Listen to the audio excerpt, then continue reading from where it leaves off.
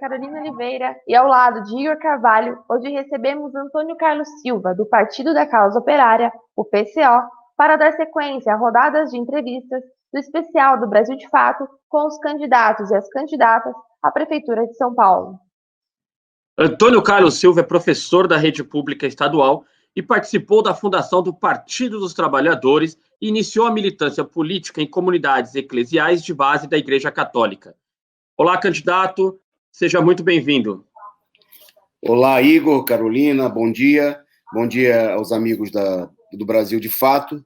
É muito bom estar com vocês e poder apresentar aí as propostas do Partido da Causa Operária nesse momento de intensa crise do nosso país e das eleições municipais. Maravilha, candidato. Candidato, a nossa primeira pergunta. O senhor defendeu a existência de conselhos populares durante o anúncio da sua candidatura. Em São Paulo, no entanto, os conselhos participativos estão sucateados. Em outubro de 2019, Fernando José de Souza, ex-conselheiro da subprefeitura de Parelheiros, afirmou em uma reportagem que as subprefeituras não atendem às solicitações encaminhadas pelos conselhos participativos. Da mesma maneira, a ex-conselheira da subprefeitura de Santo Amaro, Elisete Lopes, também criticou a eficiência dos conselhos. Tendo em vista que esses relatos são comuns, como fazer com que as pautas dos conselhos participativos sejam concretizadas? Quais são esses obstáculos e como derrubá-los? Ok. Bom, eu acho importante a pergunta, porque diz respeito a uma questão fundamental para nós, que é o problema da organização popular e da efetiva participação democrática da população na gestão da cidade. Porque nós do PCO não defendemos um governo do PCO. Nós lutamos por um governo dos trabalhadores, né, por um governo que seja exercido pelas organizações que representam os interesses do conjunto da maioria da sociedade, principalmente daqueles setores que produzem a riqueza da nossa cidade e do nosso país. Nós nos opomos, por exemplo, àquelas candidaturas milagrosas que eu vou fazer isso, eu vou fazer aquilo, deixa comigo que eu vou pagar a dívida, deixa comigo que eu vou cobrar o banco.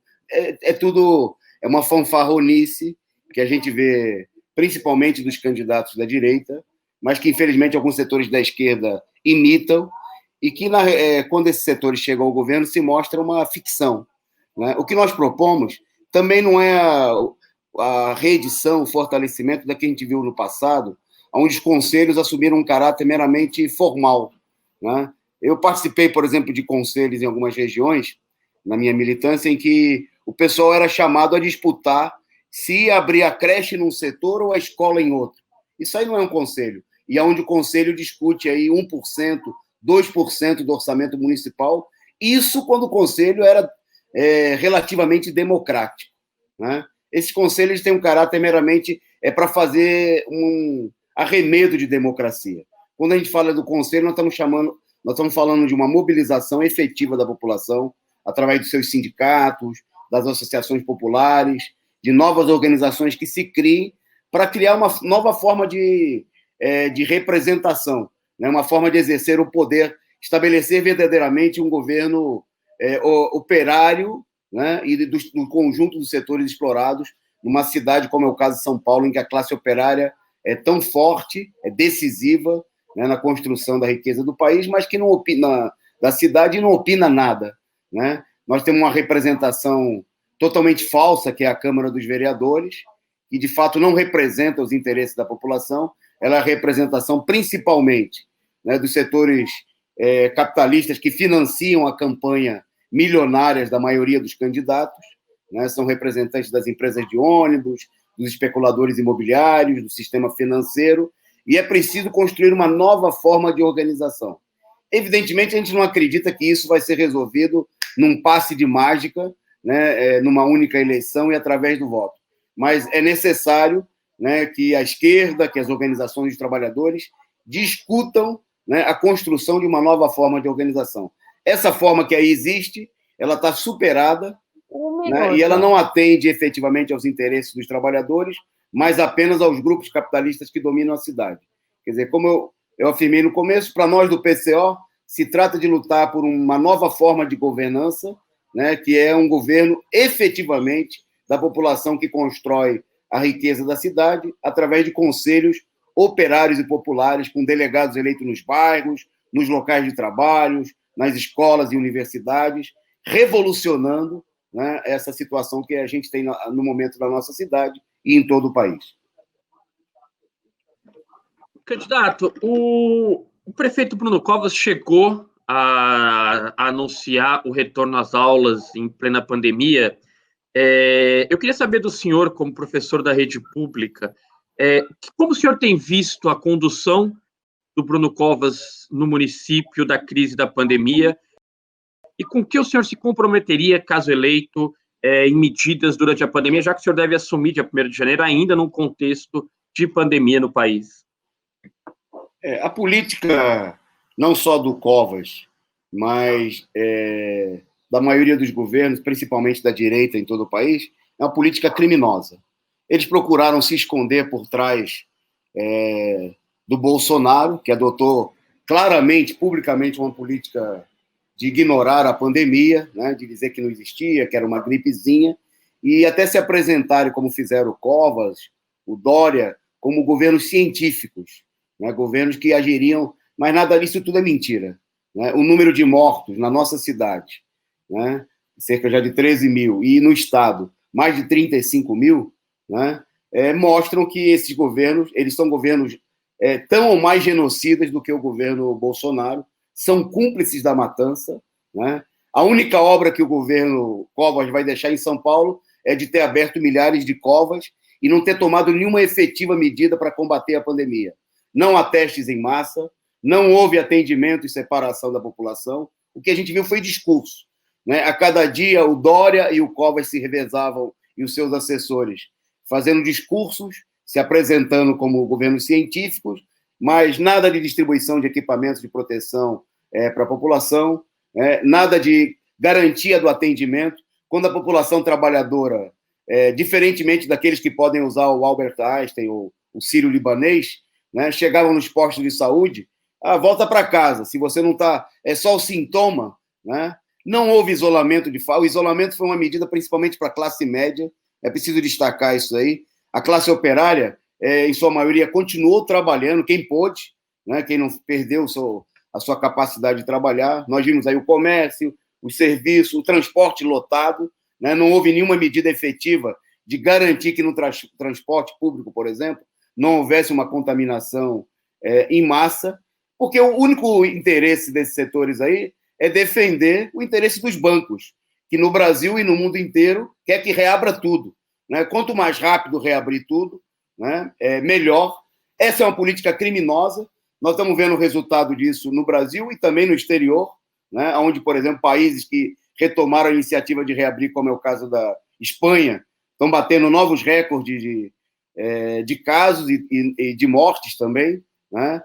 Nós vimos que os governos da direita tomaram essa iniciativa, né? Por isso eles são até os recordistas de mortes no mundo inteiro, como é o caso do Trump nos Estados Unidos. Candidato, mas com quais medidas o senhor e o PCO podem se comprometer? É evidente o seguinte, que a única maneira de superar isso daí, e não fazer demagogia, dizer que um candidato vai resolver ou um prefeito, é através da mobilização popular. Né? É preciso levantar as organizações populares, os sindicatos que estão fechados, que adotaram uma política criminosa, né, de setores da esquerda, de se colocar em quarentena, e quando os trabalhadores mais precisavam, nós vimos um absurdo exemplo, por exemplo, na greve dos Correios em São Paulo, o maior sindicato do país, o Sindicato dos Correios, dirigido pelo PCdoB, estava com as suas portas fechadas quando os trabalhadores iam trabalhar todo dia.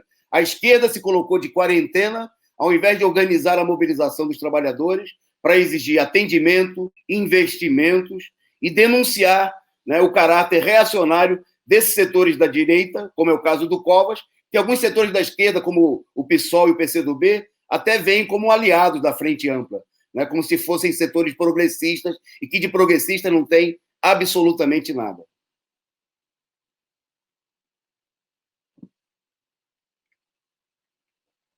Maravilha, candidato. Candidato, em entrevista recente ao Brasil de Fato, O sociólogo Clemente Ganslúcio, que trabalhou no Departamento Intersindical de Estatística e Estudos Socioeconômicos do DIEESE, afirmou que um novo sindicato precisa ser construído para que os trabalhadores de aplicativo, por exemplo, se sintam representados. Ele se referia às manifestações desses trabalhadores de aplicativos que se colocam como apartidários e sem nenhuma ligação com o movimento sindical. Nessa mesma linha, o partido do senhor se apresenta como um verdadeiramente revolucionário e comunista, né? Por um governo dos trabalhadores, por um Estado operário. Se eleito como prefeito de São Paulo, do PCO, qual é o projeto do senhor para diminuir o impacto da uberização do trabalho, por exemplo, para os paulistanos? Política de uberização, de CNPJização também, né? Nós tivemos no Brasil, desde a reforma trabalhista, a criação, mais de 8 milhões de pessoas foram obrigadas a abrirem um CNPJ para passarem aí por microempreendedores, quando na realidade foram submetidos a uma situação de maior escravização, né? Um problema central nesse momento é que as organizações dos trabalhadores abandonaram uma perspectiva de unificação dos trabalhadores diante dessa luta e até de levantar reivindicações fundamentais diante da crise, como é o caso, por exemplo, da necessária redução da jornada de trabalho, né, para 35 horas semanais, o que permitiria a geração de milhões de novos empregos, né? Não há uma política de mobilização dos empregados e desempregados. Em muitos dos casos, os sindicatos aí se lançaram numa política de colaboração com as empresas capitalistas em crise, firmando acordos pela redução do trabalho com redução dos salários e até mesmo aceitando demissões, como nós estamos vendo agora no caso da Volkswagen, que anunciou aí 5 mil demissões dos seus funcionários aqui no Brasil. Então, é preciso reverter essa política. O único caminho para fazer isso daí é através de uma mobilização dos trabalhadores das suas próprias organizações. Nós que militamos no interior da CUT, né, a única central criada a partir da luta dos trabalhadores efetivamente no país, uma central de massas que representa mais de 15 milhões de trabalhadores, né, colocamos a necessidade de discutir no interior dos sindicatos, das organizações de luta dos trabalhadores, uma perspectiva de mobilização dos trabalhadores empregados e desempregados. Essa situação é ainda mais emergencial, porque, ao contrário do que procuram apresentar aí a direita, Bolsonaro e também os covistas e tudo mais, a crise ela não está passando, ela vai se aprofundar. O governo está anunciando aí o corte, né? Primeiro cortou em 50% o auxílio emergencial, que já era uma miséria.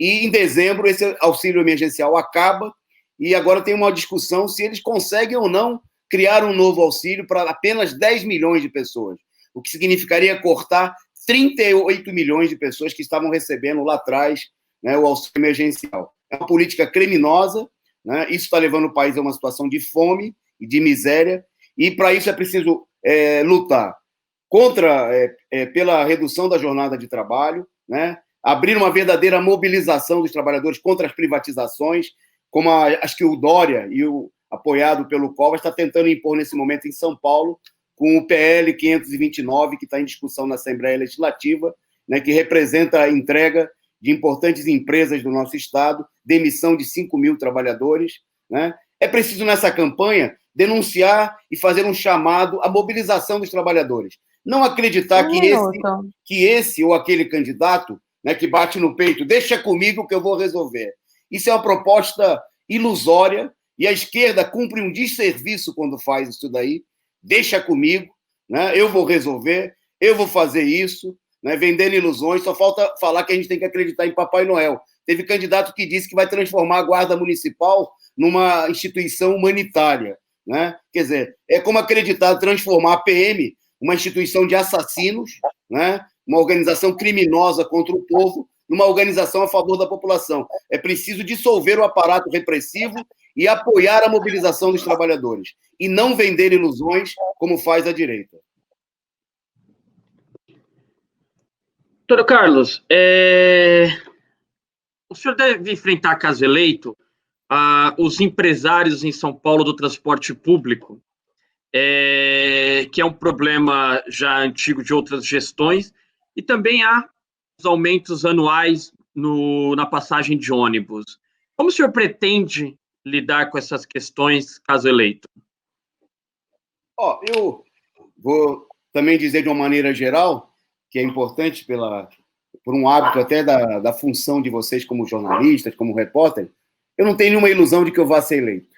Né? Nós estamos na eleição, o PCO, para denunciar a fraude das eleições. A eleição vai ser uma eleição que foi organizada de maneira muito antidemocrática para favorecer a direita. É a primeira eleição feita depois da reforma política golpista de 2017, que, inclusive, né, excluiu até do horário eleitoral gratuito 10 partidos, entre eles o PCO, né, o que, obviamente, vai fazer com que a maioria da população nem saiba que eu sou candidato. Né? A eleição vai ser controlada, por exemplo, a TV Globo, ao contrário da Rede Brasil de Fato, que é um espaço democrático e procura colocar todo mundo, ela anunciou na sua cobertura que vai dar 50 segundos ao longo de toda a campanha para o PCO aparecer na sua comunicação. A imprensa já escolheu quem são os candidatos. Inclusive, está tentando escolher quem é o melhor candidato da esquerda, né? Tentando dizer quem é o candidato da esquerda que tem ou não chance de disputar. Então, nesse sentido, nessa área, na área do transporte, como em todas as questões, nós do PCO não vamos apresentar nenhuma promessa de candidato. O que nós vamos chamar é mobilização. Nós vamos dizer que é preciso estatizar o transporte, né? Que é preciso... isso só pode ser constituído através da mobilização popular, que é preciso lutar contra o retrocesso da organização dos trabalhadores, que se dá desde 1988, depois de 88, quando a Erundina derrotou a greve dos rodoviários e foi para a televisão dizer que ia demitir quem estava em greve e abriu caminho para que a maior empresa estatal do país em número de trabalhadores, a CMTC, fosse privatizada no governo Maluf, depois da derrota dessa greve. Nós temos que dizer que nós precisamos de setores da esquerda que defendam a organização dos trabalhadores, que não ataquem os trabalhadores e depois procurem se passar por aliados da esquerda. Nós temos que dizer que os trabalhadores não têm que confiar nessas falsas lideranças, né, que participam de governos da direita, como foi o governo do Itamar Franco, um governo contrário aos interesses do trabalhador. O senhor está dizendo, então, que o PCO não tem nenhuma proposta concreta na área de transporte? Não, nós estamos dizendo que nós temos uma única proposta concreta, que não é mentir para a população, que é dizer da necessidade de estatização do transporte público, sob o controle dos trabalhadores, e não mentir, né, que numa cidade totalmente dominada por essa máfia, né, vai entrar aí um aliado, né, gente que, inclusive, sabotou a mobilização dos trabalhadores e vai reverter. Porque na campanha agora a gente vê muita gente que fez coisa totalmente contrária. É só olhar o Covas, campeão mundial de abertura de covas, que agora ele vai dizer que ele é lutador contra a Covid. Né? Nós vamos ter candidatos da esquerda que nunca participaram da mobilização, que fizeram acordo com a polícia militar para proibir a mobilização pelo Fora Bolsonaro na Avenida Paulista, agora se dizendo que são lutadores. Gente que defendeu, para encerrar, gente que defendeu... Só um segundo. Eu queria usar o tempo do senhor... É muito rápido. O senhor fala em mobilização popular, eu queria agradecer a franqueza do senhor antes. O senhor fala em mobilização popular e a pauta do transporte é muito difícil, né? O MPL está na rua há muito tempo, 2013 foi um fenômeno à parte, todo ano, e eu pegava ônibus a 1,70, 15 anos atrás, lá em Itaquera. Hoje está 4,80 e não conseguimos mobilizar. Como mobilizar a população por essa pauta? Primeiro, não há um esforço efetivo da esquerda na mobilização. Não é só no caso do transporte. A gente viu isso no Fora Cova, do Fora Bolsonaro. A esquerda que dizia que não podia sair de casa, porque isso provocava aglomeração, agora sai de casa para pedir voto. A esquerda só pensa nisso. A esquerda fala que não dá para mobilizar, mas não quer efetivamente mobilizar. Não foi para a rua pelo Fora Bolsonaro, não foi para a rua na luta pelo Covid, mas agora vai às ruas para pedir voto. Né, procurando alimentar a ilusão totalmente falsa de que nós vamos transformar as coisas através simplesmente da eleição e não da mobilização da população trabalhadora e da juventude. Eu agradeço a vocês aí o espaço, né, e eu acho que vamos continuar debatendo, né, numa eleição tão antidemocrática, essa iniciativa de vocês... O tempo acabou, candidata. Última pergunta. O senhor veio comentando agora sobre essa eleição, que o senhor acredita que ela é fraudulenta. No Diário da Causa Operária, que é ligado ao PCO, há um artigo em que se diz que essa eleição, abre aspas, será uma eleição fraudulenta e um prato cheio para a direita golpista avançar no regime político, ao mesmo tempo que a esquerda retrocede e perde cada vez mais espaço. Fecha aspas. Como candidato à Prefeitura de São Paulo, o que essa eleição significa para o senhor? O senhor comentou um pouco, mas gostaria que o senhor comentasse um pouco mais. E se o senhor concorda com o que está publicado no Diário da Causa Operária e por quê? Com certeza. Né? A eleição, vocês são mais jovens, né? Não acompanharam o que eram as eleições na ditadura militar. Né? Na ditadura militar, os candidatos do partido de oposição consentida, o MDB, o MDB e a Arena, tinham o mesmo tempo na televisão. Mostrava-se o retrato, um currículo, não podia emitir uma opinião, mas os candidatos tinham o mesmo tempo. Agora você tem um monopólio dos partidos capitalistas que estão no Congresso Nacional, né, que dominam essa situação.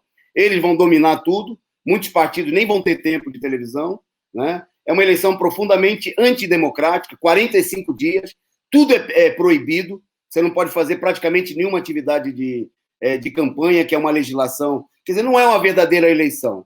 É uma política para reconduzir, na maioria dos casos, ao governo, os governos da direita que aí estão. Né? Ou, no melhor do caso, estabelecer uma disputa entre duas alas, né, da direita golpista, né, porque agora tem gente dizendo que uma das alas não é golpista. Mas é bom lembrar, o PSDB, o Covas, né, foram partidos responsáveis pela derrubada da presidenta Dilma, pela prisão do ex-presidente Lula. Eles votaram junto com o Bolsonaro tudo contra os trabalhadores, reforma da Previdência, reforma administrativa. Né, e tem gente que quer limpar a ficha deles e dizer que agora eles são patriotas e democráticos. Inclusive estão junto com eles na frente ampla, como é o caso do PSOL e do PCdoB. Né? Essa política é uma política criminosa. A eleição é uma fraude, ela está colocada claramente em São Paulo, em todo o país, para ter uma pseudo-disputa entre o ruim e o pior ainda. Né? O russomano ele serve como um espantalho, como acontecia com o Maluf em décadas anteriores. Votem, vejam, tem que votar no candidato fulano de tal, senão o russomano, que é direitista, vai ganhar a eleição. Tudo para promover a vitória de um candidato da direita. É uma eleição manipulada, fraudulenta. A esquerda precisa denunciar isso daí. Né? Não se trata simplesmente de um problema eleitoral nesse momento. É para abrir uma perspectiva diante da situação, para unir a esquerda, que nós consideramos uma tarefa muito importante, e para a qual é necessário uma liderança, como é o caso do ex-presidente Luiz Inácio Lula da Silva, né? Defender a restituição dos seus direitos políticos e a candidatura presidencial do companheiro Lula.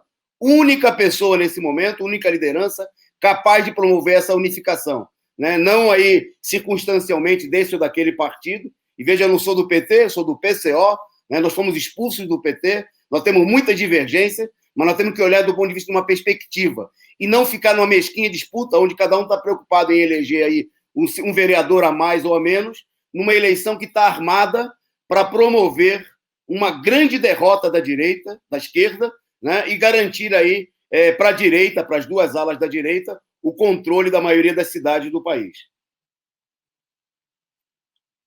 Maravilha, candidato, muito obrigada. Eu agradeço a vocês, né, pelo esse espaço democrático e me coloco à disposição dos companheiros aí da Rede Brasil de Fato para o que der e vier. Maravilha.